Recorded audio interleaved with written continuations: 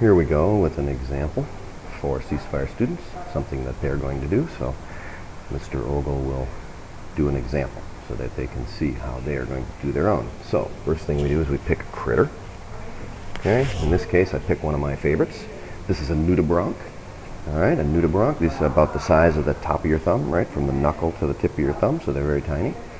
And they're called nudibranchs because nudus from Latin, meaning naked, and bronchia, coming from the Greek meaning lungs, like your bronchial passages, right? So nudibranch means naked lungs, and the reason that it means naked lungs is you see these little filaments, these little fiber things, these floaty things on the top of it coming off its back. Well, that's its lungs. Okay, this is its respiratory system, so it's gills essentially, right? Water's passing over these little structures, and there's where gas exchange happens. So it picks up oxygen from the water and dumps out carbon dioxide. And you can notice a few other structures here. We have what are known as rhinophores. These, like a rhinoceros, little horns, right? Those are sensory devices, okay?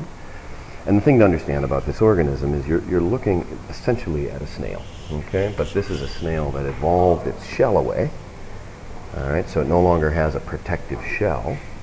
Now it's, just completely shellless. But you notice right away it's very, very brightly colored. I mean, these things just stand out. They just pop out when you see them crawling along the rocks and the coral down there. But it's the color that protects them, because when other fish and other organisms see this color, it tells them right away this is going to be nasty tasting. They're not going to taste good, and it may even be poisonous.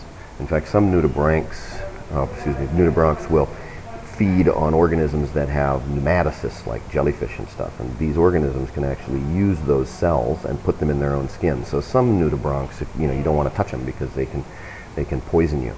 Okay, and this one, the technical name for this guy is Chromadorus leopardus. Chroma means color, and leopardus, right? So I mean, you can see this guy's got looks like leopard spots all over it. Okay. Another thing you'll notice right away is that it just glows in the dark. And if you look at these edges here, it almost looks like the organism was put under a black light, a UV light, and it just is shining. But they don't need UV. When you're underwater and you see them, they look just like you're seeing here. This is just a snapshot from a camera. So they literally almost glow in the dark. But once again, that's all defensive because they no longer have their shells to protect them.